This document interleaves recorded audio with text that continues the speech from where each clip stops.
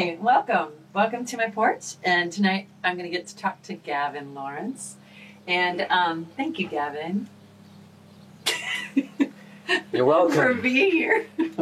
I know, you feel like you're surrounded, like you're boxed in with plants. I've got flowers. I know. We're trying to hide the tape measure, the 6 foot tape measure. We are 6 feet apart, so I just want to make sure that you know that. Because if we weren't 6 feet apart, I'd be wearing this mask that says Howard University, HU, you know, Bison. For those of you who don't know now, you do. Where did you go to college? HU, you know. We joke, because he usually is, you usually are representing when you are wearing your clothes, but tonight you have August Wilson. August Wilson. So close that's close enough. Yeah. All right, so I'm going to ask you some questions, and you just have to answer however you feel like answering, which I know you. I'm so excited about... Everybody's been great, but everybody's been completely different. So, yeah. Of course, you know, some people are very serious and some people are not. So, yeah. No pressure. Okay, so here's the first question I have. So, what is your very first memory of APT?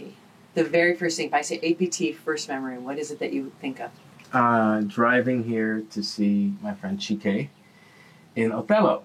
Right. That was my first time here. That's the first time I'd heard about it. He told me about it and thought I should come up and see him and also meet people because he thought I would like it. He was wrong. He was not wrong, was he? He was right. He was right. And I was completely shocked. What did you think when you first, what was your first impression of that, of seeing it? Well, seeing the space and seeing the journey here was a bit arduous because I got lost. Oh, you did? Where'd you get lost?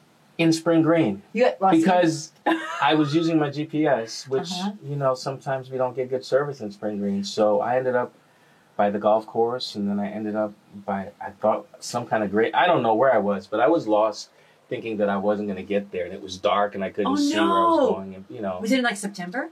This was, it was almost October, I think. Wow, right towards the end of the season. Yeah, and so, but then I found my way and got here, parked amongst all these throngs of other cars. What is this place? Where did this pop out of? Because I'd never heard of it. Right. And to see so many people, and then people walking up, you know, and I'm like, you know, following throngs of people walking up this gravelly hill, and then you get there, and then it's like the heavens open up, and you see this place, which was it really felt surreal because I didn't expect to see that here in the woods. Now, what did you expect to see? I don't know. I've been to other outdoor theaters, so I didn't think it would be so tucked in. Right. You know? I thought maybe it'd be a hill and an open space, but to have it literally tucked into the woods and to be on top of it as an audience member was just, it was kind of mesmerizing. That's cool. How was Chike? He was all right. No, he was great. He was great. I know. He was great. I thought so. When did you know that you wanted to be here? Working with us. Here?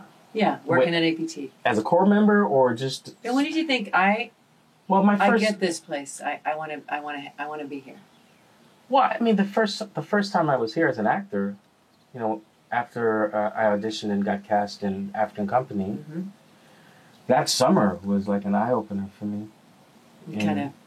Well, first of all, I like great actors. And I hadn't seen this level of skill, of craftsmanship, in a long time. I go to the theater wanting to re-experience my first experience with theater that made me, you know, want to be a part of this world. And most times I'm disappointed. Right. It's hard, isn't it, once you're professional? And, you know me, I'm kind of a perfectionist, and I kind of I want to be transformed. I want people to, leave me, paralyzed. I can't move out of my seat when I'm done. Whatever it is. Yeah. And so the actors, that was the first thing, was just to see the level of artistry that these company members have. And I thought, wow, I can still learn a whole lot, you know? So I wanted to be a part of that. It was a great challenge. Yeah. And it was hard-ass work.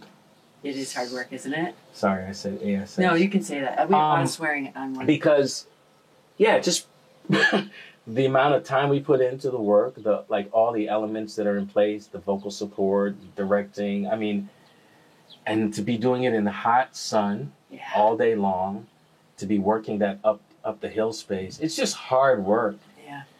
But it's very fulfilling. And I think so that first summer, and then I think that the thing that actually hooked me in was, I think, the first outdoor show we had, leaving the dressing room that night and stepping out into the stars. Yeah, you sent me a text. I think I kept it. I took a picture of it. Because that was majestic, and I thought, wow. I just sweat on stage, worked hard, did what it is I love to do, and now I'm just looking at like God's creation as clear as could be. So that was the combination of those two things for me was that's awesome. Very inviting and enticing. Yeah, you fit right in. It was real obvious. I mean, your intensity, which is, I think, a quality that almost every person that works here has to have. I mean, just your sheer fire inside to be alive and striving and working, going forward. And it has to be, there's an intensity that was apparent the minute I met you. Yeah, and so I think I felt like there were kindred souls here. Yeah. I told you that story. You and Davida sitting next to each other in the very first day of rehearsal, the very first acting company meeting, and you both were sitting in the same posture. I was talking. Oh my God, you had the same posture, same look on your face while you were watching me. Completely not. I couldn't tell if you were buying anything I was putting out. You did tell me that. Yeah, and you guys both, and then at the same time, you both laughed at the same time at something. You went like a little bit like that, and I was like, okay, wow, that never happens. So you were skeptical, but you were willing. I mean, you were skeptical, but you were open. Yeah. Which is a healthy combo, I think, for this place. Yeah. Or for the theater in general. Yeah. John Langs talked about one of the first times after he worked here the first time, he and I became close friends and colleagues, a director that we've all worked with. All the core company has had the experience of working with him. And he said after his first year here, it's like walking through fire. He has to get his head around coming back. Every time he comes back, it's like walking through fire working here. And when he first said it, I was like, "What?" And he talked a little bit about the experience of working here, but what do you think he meant by that? I mean, he's like, it's like walking. Like, what do you think he meant by that? I don't know, because I have such a different perspective than John. You know, like for me, I can understand that expression, but for me, there would be so many more other things involved in me feeling that way. I mean, as far as the work is concerned, you know, it's challenging. Yeah. And you're, as a newcomer, I think very self-conscious about raising your game to the level where everybody else is.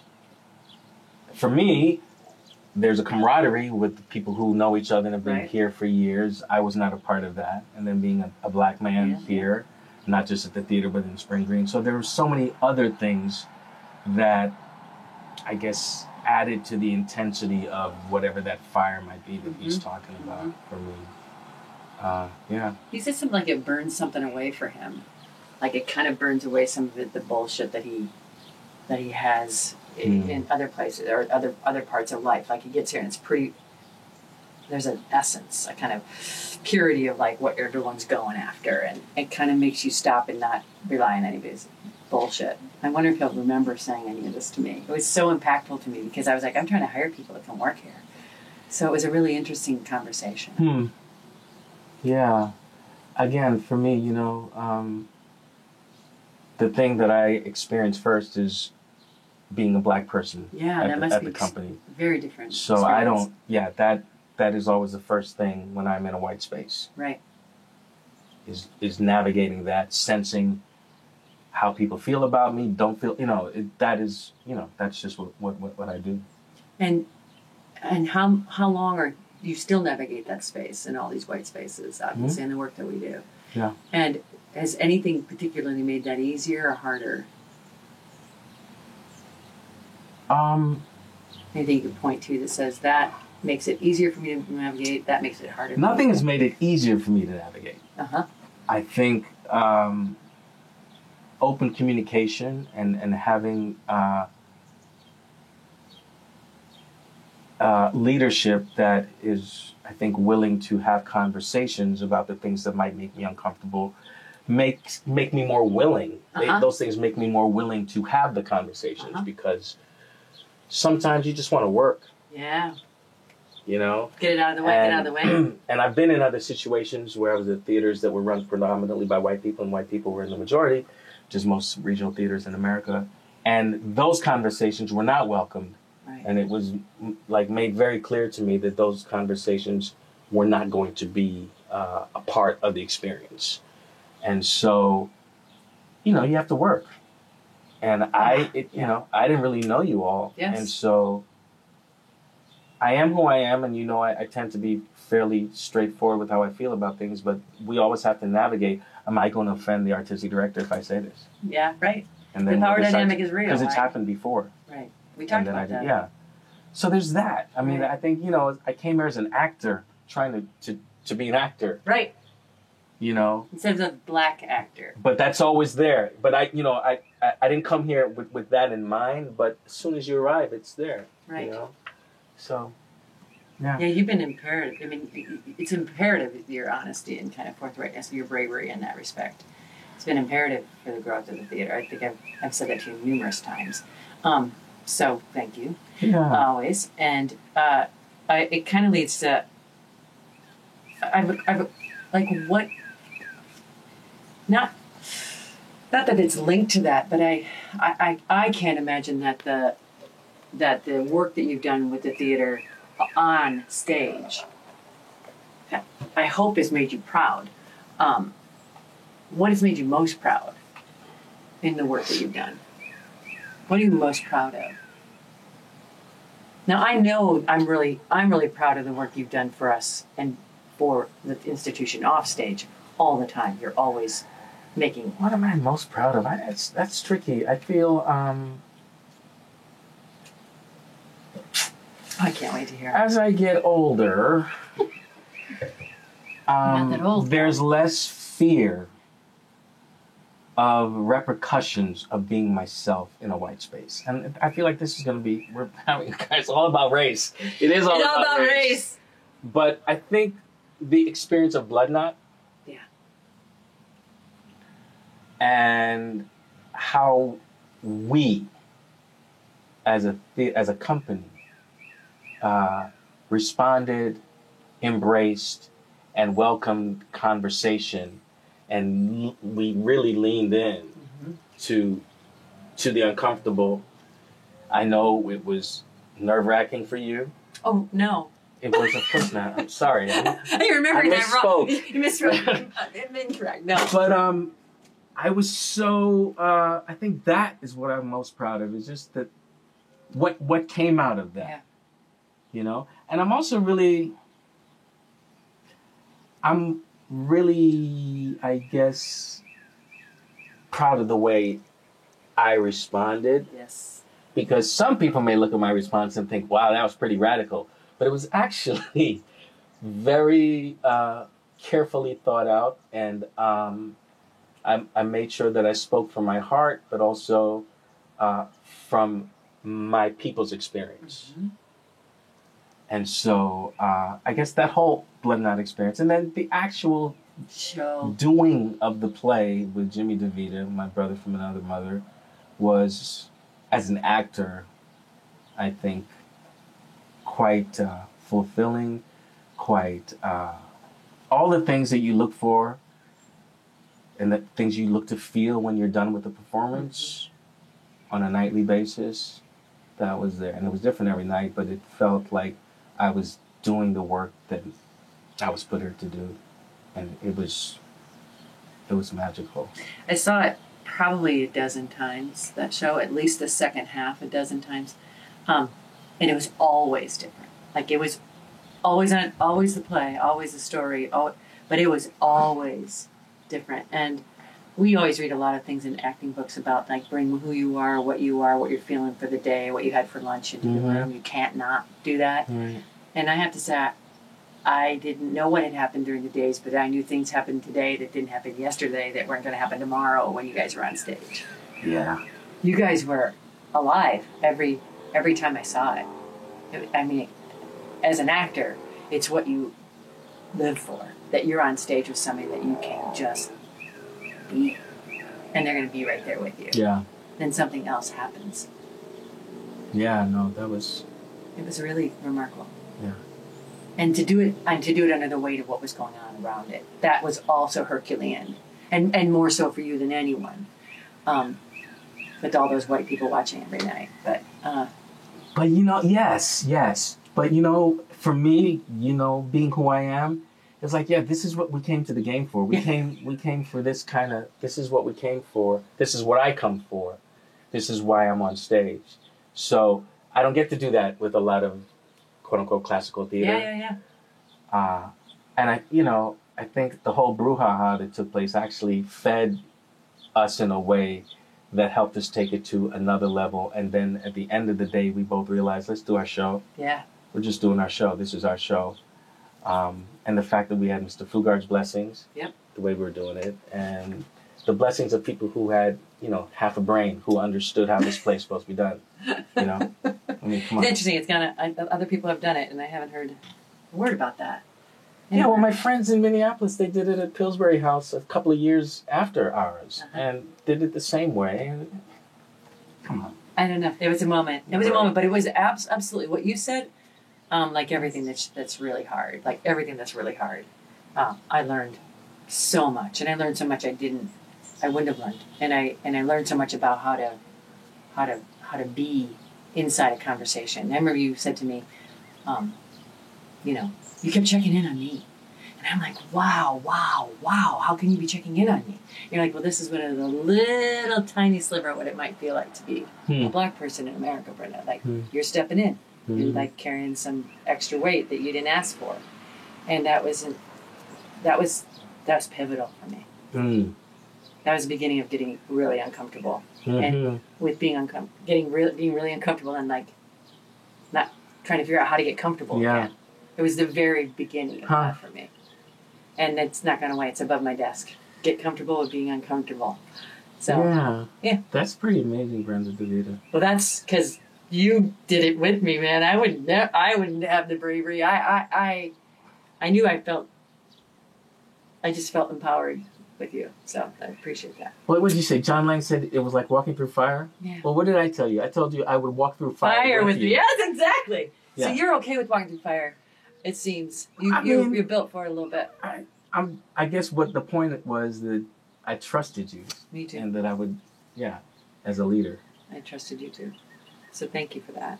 What do you wish you could do over, or again, or try again? How about not do? Okay. How would you? I'm not gonna do that. What do I wish I could do over again in terms of shows? And you take that question however you want. Do over. A do over. Within the APT context. Yeah, I don't need to hear about college. I don't know. What would I do over? I would be in better shape for Oberon. You were by the end of the season, huh? I was in good shape, and I worked out so much in the off season, but I still wasn't where I wanted to be. So but by the end of the season, I feel like that's funny. And then maybe I wouldn't have worn those platform shoes as Oberon because I jacked my toes up doing them. I just Colleen gets big platform shoes as Titania. I want big platform shoes as Oberon, and they completely messed my toes up. I still have issues with my toes from spraining them in those. So no, vanity, always vanity. It is, yeah. It's true though. Do over? I don't know, really. I think. Is there any? I just, you always want to be better. Sure. I would like to have done everything for me, aside from Fences and Bloodnut. I think I would have loved the chance to just another shot. Been better at it. Oh, that's so crazy. You've been so good in so many things, and oh my God, you were so good as Orsino. Told you, best Orsino. Yep. Sorry, I know a lot of you guys watching this have played Orsino. Orsino. Wow. So good. How has APT changed you? How has APT changed me? Well, I think it has allowed me to relax more, just about work and life, because now that I'm a core company member, I know I'm guaranteed, well, COVID is happening, but to just have a home, to have an artistic home. Mm-hmm. What's that done for your life? Like, how's it changed it's relaxed you? Yeah, I just worry less. That's good. And I feel as though I have a renewed desire to be better at what I do on stage, because it's so much is about the work. It's so much is about what we're sharing with our audiences, whereas like other theaters, about making these numbers, and it's just there's something else.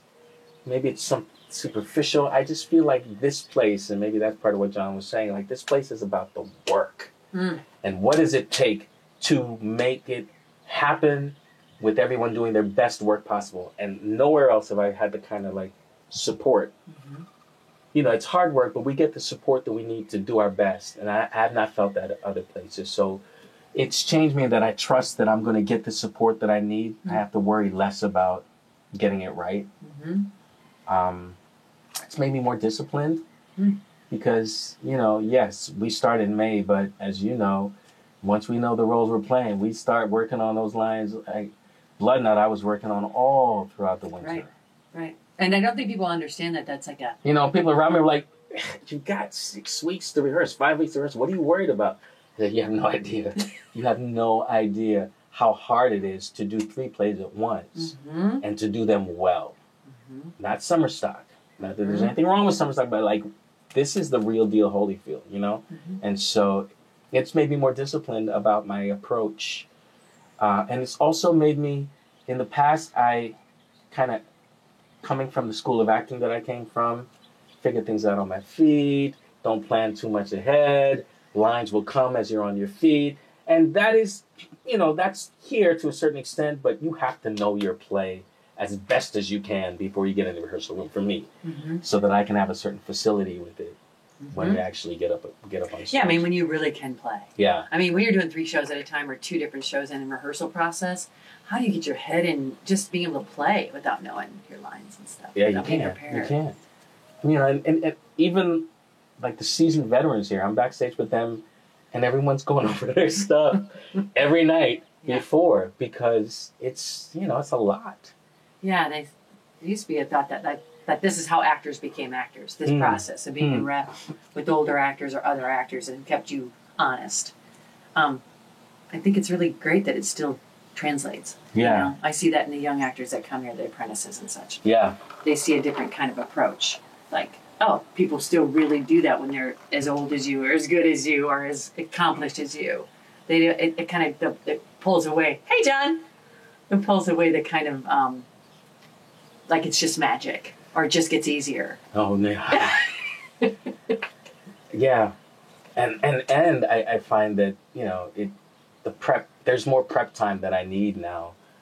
And to know that I have something to look forward to in the spring, over the winter, so whether I'm in another show somewhere else or not, I have something to look forward to. And it just gives me another reason to be motivated and to make the most of my days when I'm not here. That's cool. You know? That's awesome. Am I answering your question? You're doing. Okay. You're getting an A. Because I feel completely getting an A plus. Like Do we think he's getting an A plus? I think you're getting an A plus. All right. And the bugs, you're just going with it like you're on stage. It's awesome. Yeah. It's amazing. What do you wish for APT's future? What do I wish? I wish a lot. I definitely would like to see a redefining of what the classics, of what classical theater means. We've talked about this, so that, you know, because for me, coming up in this theater world, the idea of classical theater has always meant white theater. Yep. Plays written by white men who are dead. And as I've told you, I think we are realizing that they're classical writers from all walks of life, from all ethnicities. And so I'm looking forward to and wishing that we have more classical works by artists of color, by women, and that I'm around to see the transformation with having those kinds of plays presented. and to see how it affects our audiences, because I feel our audience, just like this country is changing, Yes. our audiences will be changing. And I think more young people want to come to theater now. And I think the younger people will also start reflecting the changing demographics. And those people want to see their stories represented on stage. Right? Yeah. So I want to see that. I want to, Yeah. it has to do with it, being more inclusive, Yes. having more people of color in permanent staff positions here. I would, I have a wish. I would love to take Blood Nut on tour with Jimmy DeVito. I know that's like crazy, but that's one of my little wishes that we would take, because I think that production was so strong, so powerful, and so relevant. Oh my goodness, especially right now. That I want the rest of the world and the country to see what we do. Yeah. That's really what I want. Yeah. Because people have no idea. I know they don't. And then they come. I have family members come, friends come, and they're like, oh my gosh, where has this been my whole life? Like, how is this happening? It's like, it's like Kevin Costner, Field of Dreams. Yeah. Like this is a magical, mystical, not to Yeah. be like, but No, but it really is. It's I really like study like what are the components that make it what it is, and I mean for years I've thought about it. Like geographically, it's problematic for a lot of reasons, but it's also forced a lot of decisions that have turned into kind of solidified into like the APT rigor. Yeah. I mean, it's so interesting how it's the rep plays on top of each other. What you said, prepping all year. Yeah. That it draws a certain kind of person, an intense person that has a work ethic it's not for everybody, nor should it be for everybody. And it isn't for everybody. No. But for those that it calls to, it kind of feeds on itself in that respect. Yeah, and I want younger people of color to know about APT. Yeah.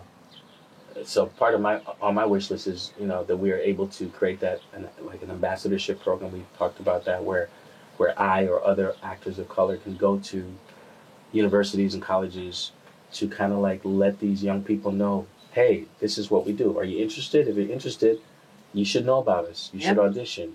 We should do a workshop with you. Yeah.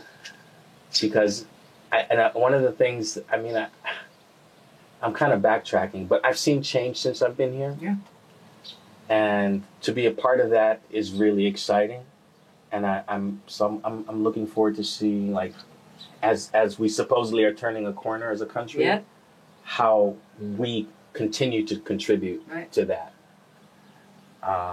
Yeah. It's interesting. You say you build it and they will come. I say they see you, they see it, they come. I mean, I've watched many actors who come to watch and have been in the audition process and been with you and Lisa and other actors that have worked with us, and it's building on itself in a sense. I mean, they're always going to trust it's nice and as direct and as open as I can be and Carrie Cannon can be in the auditions. It's not the same. It's not the same. Yeah, no, I've had people tell me just auditioning changed their lives, changed how they approach the work. That their audition was just so empowering, that they felt so, like they learned so much, whether they got the gig or not. And to me, that's, like, you don't see that. You don't see that around the country. Yeah, you always want to leave the space like better than you Yeah. entered it, right? You always want to leave that person better than, for Right. just feeling better than when they entered the space. And So you everyone's so scared not to. Right, and you don't lose anything as a director to give special one-on-one time to who's in the room with you. No, it's essential. Actually, I think auditioning is the worst thing in the whole world, and if we don't spend the time and actually expose ourselves that we don't know everything, then we are never going to find out what they know, what they can do. Right. What's your favorite word? We're all about words at APT. What's your favorite word? Just think about it for a second. What's your favorite word? My favorite word. Oh, gosh. Black. Black is my favorite word, and it's funny because I realize how much, black. I say it a lot in all forms, all different kinds of contexts, and it's not like that's like I'm on some kind of soapbox about it, but I love my people. I love everything about us. And to live in a world that doesn't reflect our beauty back to us, meaning doesn't embrace our beauty. I've been fortunate to have grown up around people who made me aware of our beauty and of my beauty. And when we live in a world where black is bad and white is good, white is clean and pure, you know, just how the English language has evolved. I love that word black. What's your least favorite word?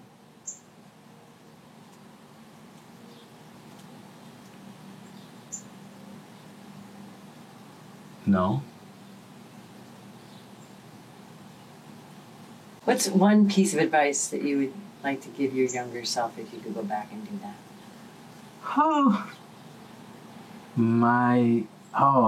I would tell him, gosh, that's tricky because I don't believe in accidents. But I would tell him to